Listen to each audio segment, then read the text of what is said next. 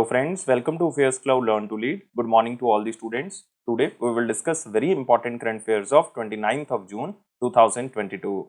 You can see two best images of the day, but today we will discuss very important and the most important current affair. So watch this video till last. But first of all, you have to download our application Careers Cloud from the Google Play Store. After that, log in with your email ID. Then click on this Crack Current Affairs section to subscribe our current affairs for 1 year as well as for 2 years. Both the subscription prices are very much low. But the most important thing, what we are covering under this 1 year and the 2 year subscription, we are providing you daily section. In the daily section, you will receive three things. One is the detailed current affair. Second is the question and answer format of current affairs, but both will be provided in the form of PDF or in the form of ebook. And third is the quiz section, and this can be attempted only on our application on daily basis. Next is the weekly section. Again, we are providing three things. One is the detailed current affair, second is the question and answer format, but both things will be provided in the PDF format, and third is the quiz section, which you can attempt on our application on weekly basis. Next is the monthly section, and in the monthly section we are providing you four type of PDFs. One is the detailed current affair PDF, which is known as study PDF. Next, all the detailed current affairs will be converted in the form of question and answer. That's why it is known as question and answer PDF, so that you can revise all the current affairs in the question and answer format.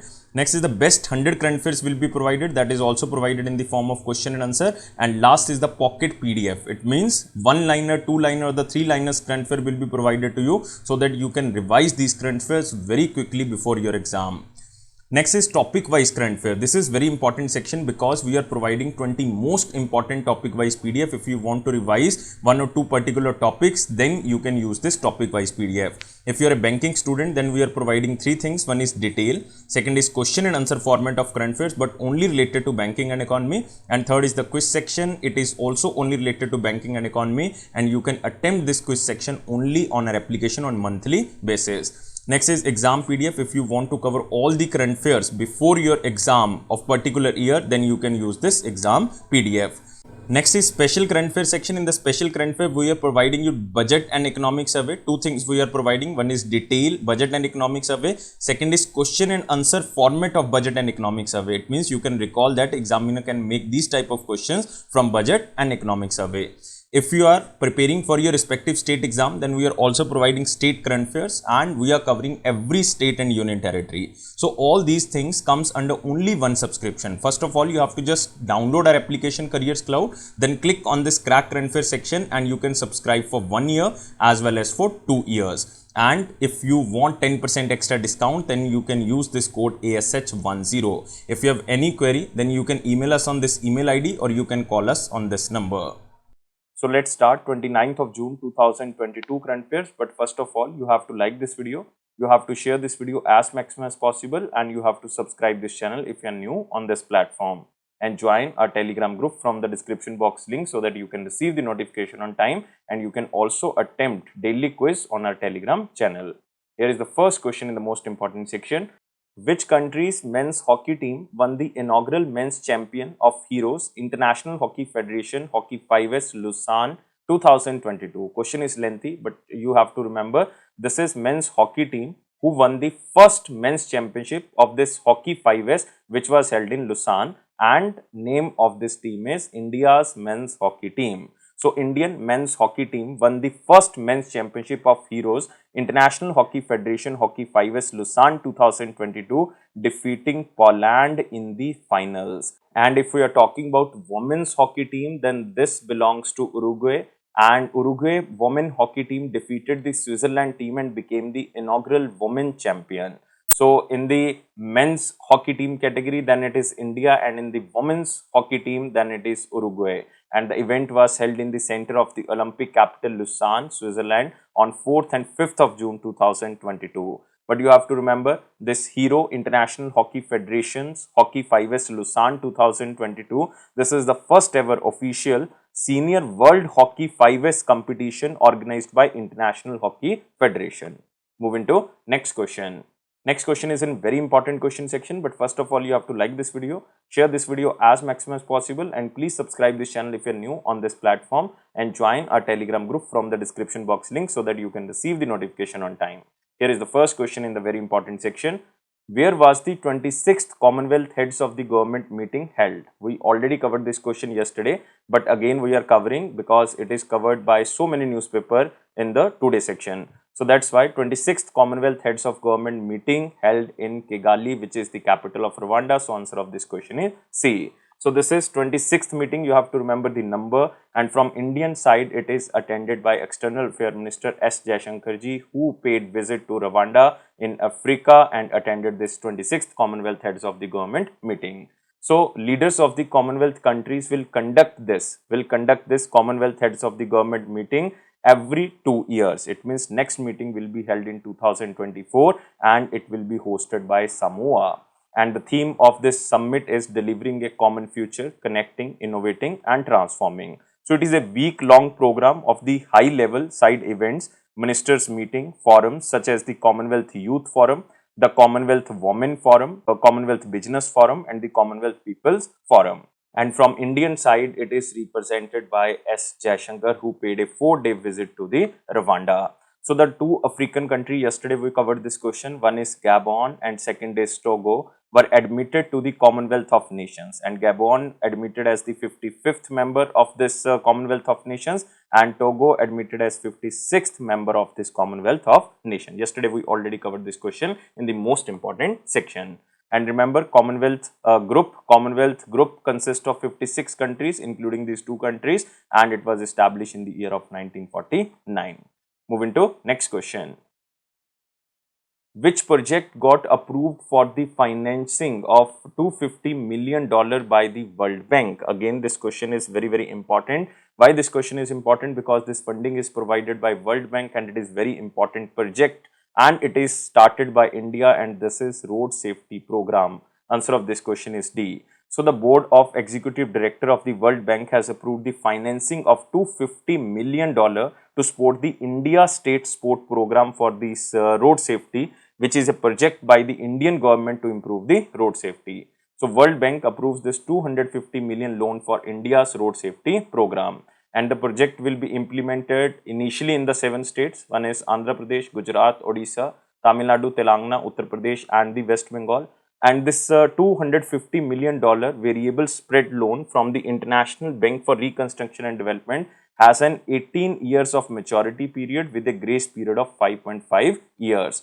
And the project will contribute to the improvement of the pre-hospital emergency care for the victims of the traffic accidents to better manage post-crash events. And a nationwide harmonized crash database system will be created as a part of this project, and its analysis will be utilized to build better and safer roads in an effort to decrease the frequency of the traffic accidents.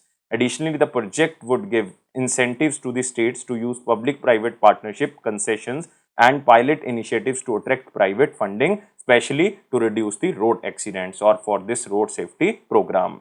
So just remember, this is started by India and this is known as the Indian State Sport Program for the road safety, and World Bank will provide $250 million for this project and it will be implemented in 7 states. Moving to next question, but remember about World Bank here. World Bank was established in 1944. Its headquarters is in Washington DC. Total member countries are 189. And also remember who is currently the president of World Bank. It is David Malpass. Moving to next question. Recently, which ministry released a performance grading index for the districts of India? So first of all, you have to remember what is this grading index or the performance grading index for the districts of India. Then we will check that which district topped under this index, and this is released by Ministry of Education. So answer of this question is C. So just remember, Department of School Education and Literacy under the Ministry of Education released the performance grading index for the districts of India, which is also known as PGID, and it is a combined report of 2018-19 as well as 19-20. So you can see here, this is grade wise distribution of the states, and it assessed the performance of schools education system at the district level. And in the year of 2018-19, this report graded 725 districts, and in the 2019-20, this report stated 733 districts.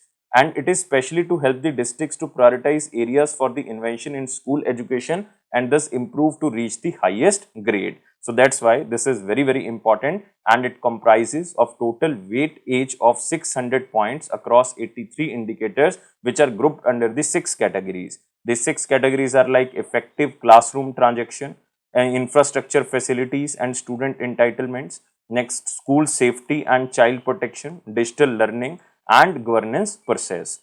And remember, 2020-21 is presently under compilation. So this is a combination of two reports, 18-19, 19-20, but 2021 is presently under compilation. And one thing you have to remember, that this report grades the district into 10 grades, and the top grade is Daksh and the least grade is Akshani 3. Remember, least grade is Akshani 3 and the top grade is Daksh, and highest achievable grade is Daksh, which is for the district scoring more than 90% of the total points in the category or overall. And the lowest grade is called Akshani 3, which is for scores up to 10% of the total points.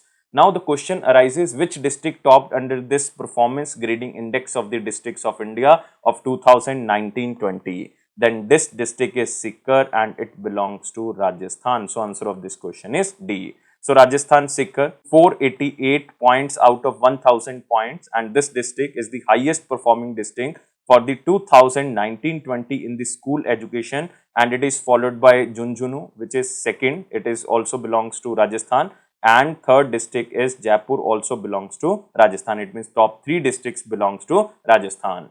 So none of the districts attained the highest grade Daksh in both 2019 and 20 and 18-19, implying there is a ample scope for the districts to further improve their performance in the future years. And you can also remember, all these have attained the grade of Utkarsh category. It means these 3 districts, one is Sikar, Junjunu and Jaipur, all these have attained the grade of Utkarsh category. It means 81 to 90% on a scale of 100.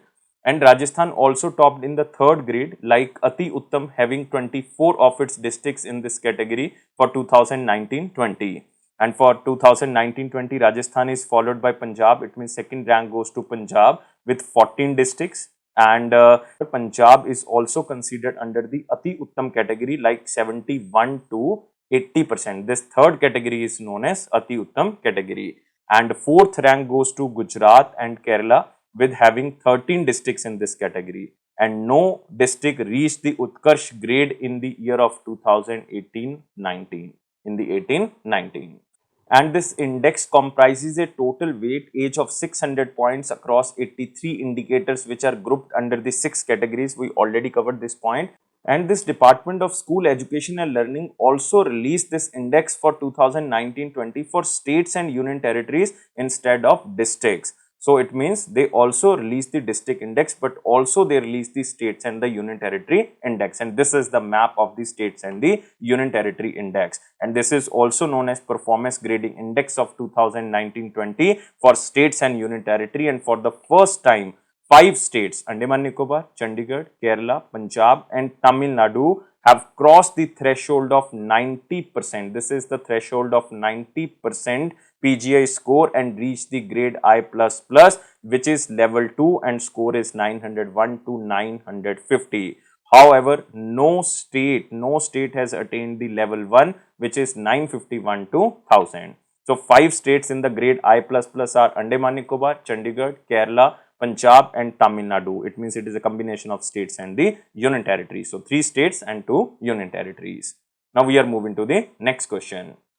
Which state government launched this Kashi Yatra for the pilgrims? So just remember the keyword here, Kashi Yatra, and Kashi is basically in Uttar Pradesh, but this is not started by Uttar Pradesh. This is started by the Karnataka government. So answer of this question is D. So Karnataka government launched this Kashi Yatra with a pilot project outlay of rupees 7 crore. And you can also remember the project provides rupees 5,000 cash assistance to each of the 30,000 pilgrims who are willing to take up a pilgrimage to Kashi Vishwanath temple, which is situated in Varanasi, Uttar Pradesh. It means 5,000 cash assistance will be provided to the 30,000 pilgrims. And you can also remember the pilgrims who are willing to avail this benefit must be to the native of the Karnataka and have to furnish the proof of domicile of origin of Karnataka with either of the documents including voter ID, Aadhaar card and ration card. And the pilgrims who are willing to take up the government-sponsored Kashi Yatra benefit can avail only once in their lifetime. And the applicant should be above 18 years and must provide a valid age proof. So just remember, this is Kashi Yatra and it is for the pilgrims of the state government of the Karnataka. And the pilgrims, those who have taken pilgrimage from 1st of April 2022 to 30th of June 2022 can also avail this benefit of the Kashi Yatra by providing proof of the visit to the Kashi Vishwanath temple such as darshan ticket or the waiting list or the puja receipt to the Commissioner of the Religious Endowment Department of the Karnataka.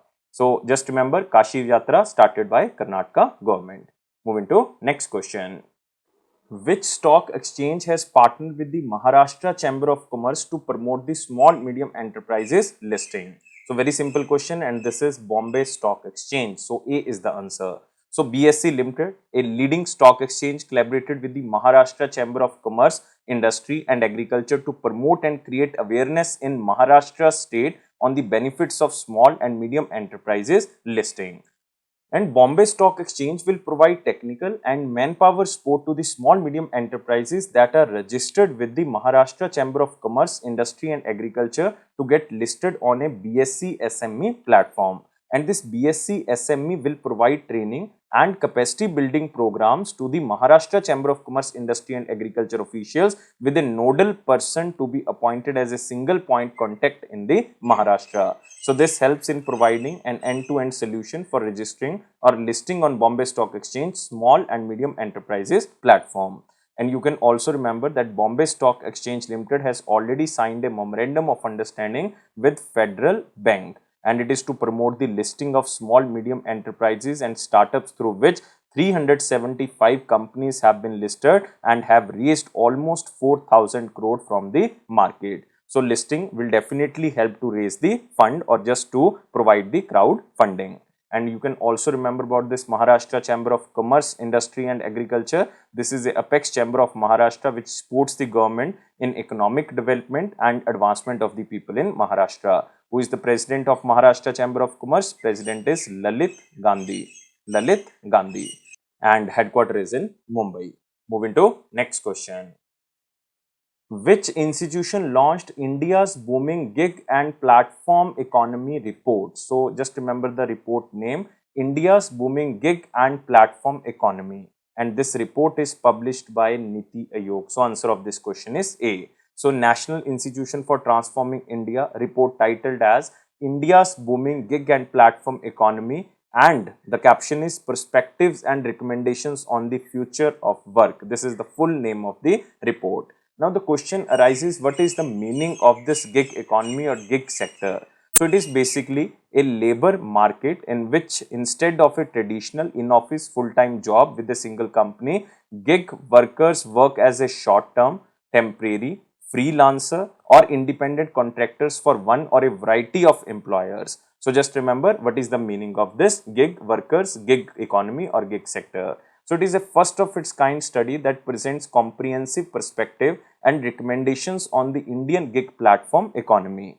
So why we are basically in need of this type of report? Because the gig workforce remains invisible as there is no official data to authoritatively estimate the extent of the gig work in the country. So this report provided a scientific methodological approach to estimate the current size and job potential of the sector. So gig is a word for a job that lasts a specified period of time. It means temporary or the freelancing work. So gig workers can be broadly classified into the platform and non-platform based workers. And what is the meaning of this platform workers? Platform workers basically are those whose work is based on online software applications or digital platforms, while the non-platform gig workers are generally casual work wagers and on account workers in the conventional sectors or working part-time or the full-time. So in 2020-21, 77 lakh or 7.7 million workers were engaged in the gig economy, which constituted 2.6% of the non-agricultural workforce or 1.5% of the total workforce in India.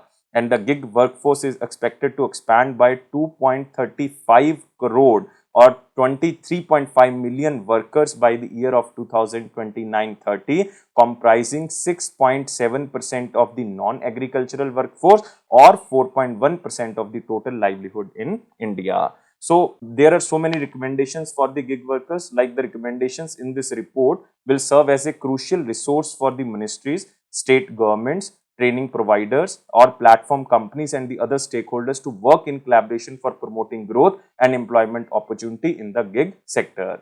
And remember about Niti Yog. Niti Yog was established on 1st of Jan 2015. Who is currently the chairman? Chairman is Prime Minister. Prime Minister is Narendra Modi. And who is vice chairman? Again, most important question. Vice chairman recently appointed as Suman Berry. And remember, current CEO is Amitabh Kant, but he will retire on 30th of June 2022. And new person, we already covered this question, and new person will be Parmeshwaran Iyer. Moving to next question. Which state approved the formation of a joint venture with the Railway Ministry to boost connectivity in the state? So very simple question, and this is the state of Assam. So answer of this question is D. So the cabinet of the Assam, chaired by the Chief Minister Himant Biswa Sharma ji, has approved the formation of joint venture. And name of this joint venture is very simple. This is Assam Rail Infrastructure Development Corporation Limited, and this is a joint venture in between Assam government and Railway Ministry to increase the railway connectivity in the state of Assam. And under this joint venture, Assam government will host 21% share and the Railway Ministry will hold 49% stake. It means the minority stake lies with the Railway Ministry. And the Assam cabinet will ensure the speedy implementation of the ongoing project and work out possible financing avenues. And this joint venture also ensure the speedy implementation of the ongoing projects related to railway. And Assam cabinet also decided to launch a Rohan, a program for the students of class 9 to 12 for the year of 2020-23 with an allocated budget of 5.96 crore. So just remember the keyword. This is a Rohan project and the program will guide the talented students in the age group of 13 to 18 years. And remember about Assam, Chief Minister is Himant Biswa Sharma ji and Governor is Jagdish Mukhi ji. And Jagdish Mukhi also has additional charge of Nagaland Governor. Moving to next question. InSpace has authorized which Indian private firm to launch payloads into the space? So first of all, remember, IN stands for India, S stands for space, P is promotion, A stands for authorization, C stands for center. So Indian Space Promotion and Authorization Center has authorized two Indian firms to launch payloads into the space, and these two firms are, one is Dhruva Space, which belongs to Telangana, exact headquarters is in Hyderabad, and second is Digantra Research, which is basically Karnataka based or Bengaluru based private space company. So answer of this question is D, both A and B. So InSpace authorized India's first set of space startups to launch the payloads. So they are the first set of the space startups to receive the authorization, signaling the commencement of the private space sector's launch in India. And you can also remember that Dhruva Space is a startup in the space technology industry that develops application neutral satellite platforms and full stack space engineering solution.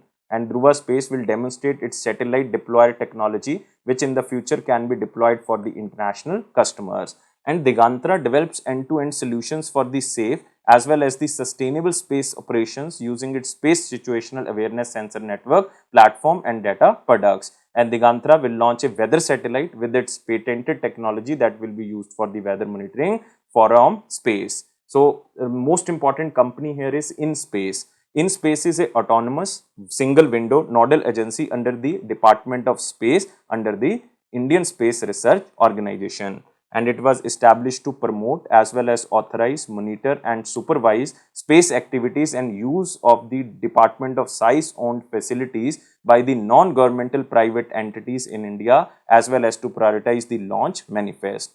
And remember who is the chairman of InSpace? Pawan Kumar Goenka ji. Pawan Kumar Goenka ji, and its headquarters is in Ahmedabad, Gujarat. Moving to next question. Which is the latest NBFC to get prepaid payment instrument license from the Reserve Bank of India? First of all, you have to remember what is the prepaid payment instrument license, or what is the meaning of this PPI. So PPIs are the instrument that facilitate purchase of goods and services including financial services, remittances, and fund transfers to the family and friends against the value stored on such instrument. And this NBFC is Muffin Finance Limited. So answer of this question is B.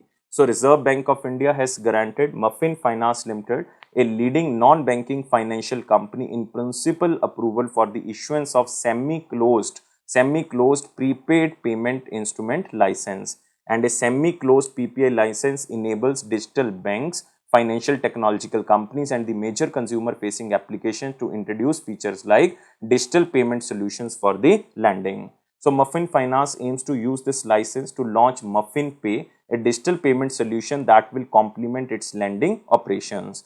And with this, the NBFC would offer semi-closed PPI to the customers in India.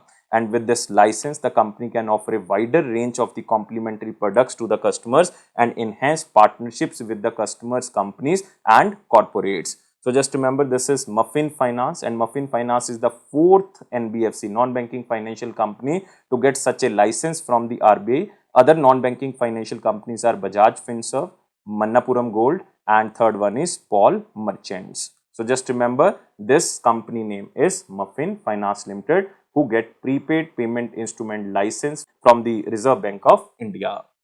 Now we are moving to the next question.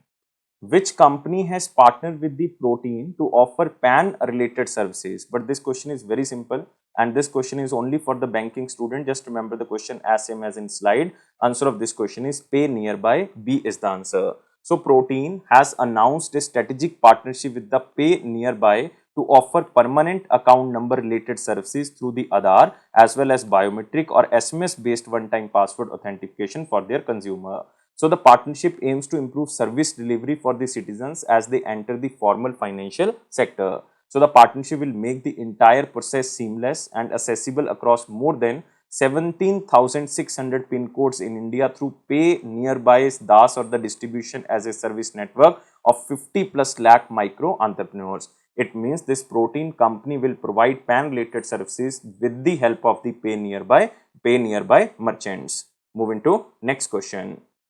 This question is from picture, but this is very important question. Business tycoon Palonji Mistry passed away. So an Indian born Irish billionaire Palonji Shahpurji Mistry ji, who was 93-year-old industrialist and chairman of Shahpurji Palonji Group, passed away in Mumbai, Maharashtra. He was born in Bombay or Mumbai, Maharashtra, and was a member of the Parsi community in Mumbai. So according to the Bloomberg Billionaires Index, he accumulated a net worth of almost $29 billion by being the largest minority stakeholder with 18.4% stake in the Tata Sons. And he was awarded the Padam Bhushan in the year of 2016 for his contribution in the field of trade and industry. And a short biography of the Mistry titled as Moguls of Real Estate was written by Manoj Namburu.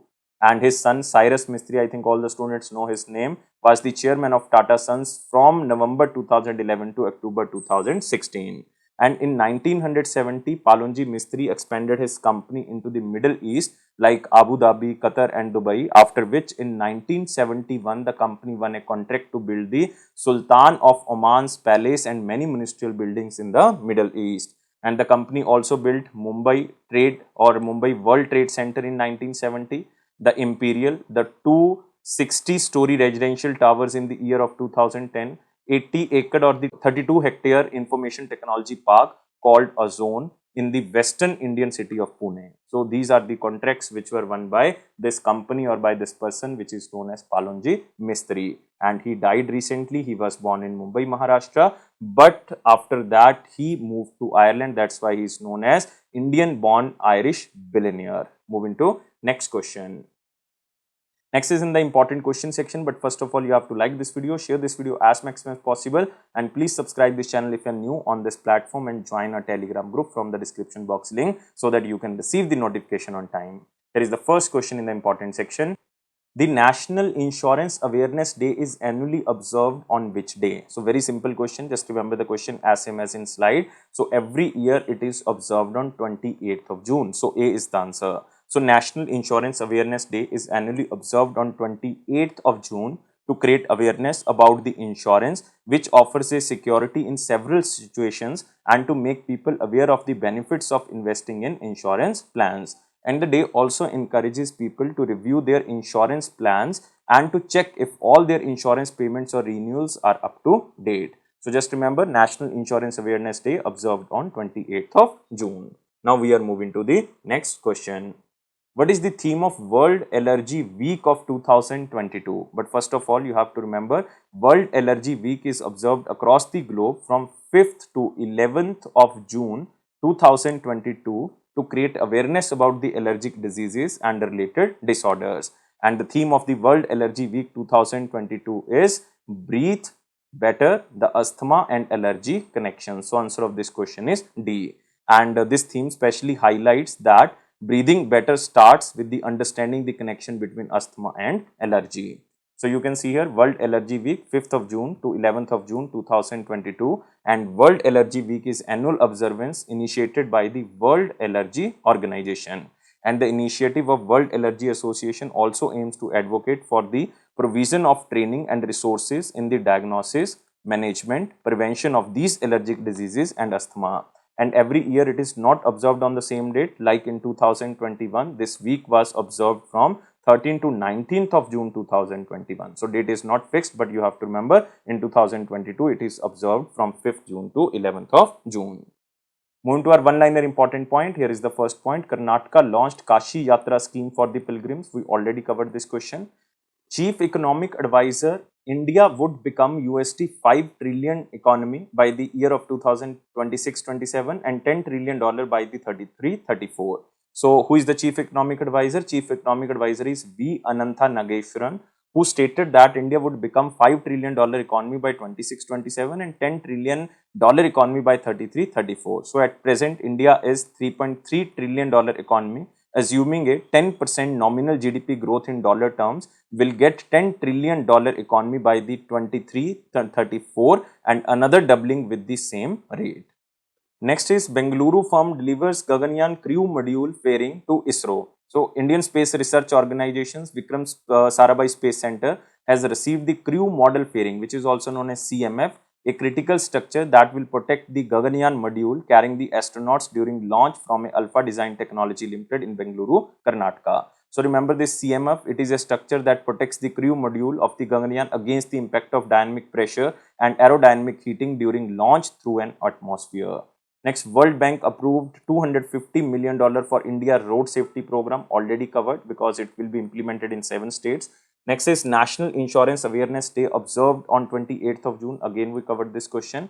Next is Punjab Finance Minister presents 1,55,000 crore budget, and this is Aam Aadmi Party government first budget. So Punjab Finance Minister is Harpal Singh Chima ji, who belongs to Punjab. This is important, and he presented 1,55,859 crore budget in the Punjab Vidhan Sabha and a growth of 14.2% from the previous fiscal year. And the fiscal deficit of Punjab stands for 3.78% of the gross state domestic product for the fiscal year. You can also see here, this is Harpal Singh Chima ji, this is the Chief Minister of Punjab, Bhagwant Singh Mann. So no new taxes are there. 24% hike in budgetary allocation of the health and family welfare, and there are so many things in the Punjab budget. But for Punjab students, you have to review all the budget, but for the other student, you can skip this. Next, we are moving to the question of the day. What was the question of 28th of June 2022? Who is appointed as the chairman of the Securities and Exchange Board of India? So she is the first woman chairperson to lead SEBI. And SEBI was formed in the year of 1988, but it became a statutory body in 1992. And who is currently the chairman? Chairperson is Madhabi Puri. So answer of this question is D. And she is also the first person from the private sector to be appointed to this position. So remember, she is the first woman chairperson of the SEBI. Moving to the question of the day. Question of the day is, who is appointed as the chairman of the Insurance Regulatory and Development Authority of India?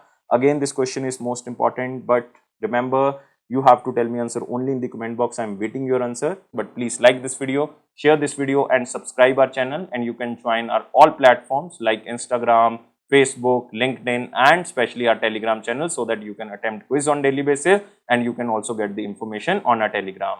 And remember, don't take life so much serious. Life is fun. Always be happy. Thank you guys. Take care. Bye-bye.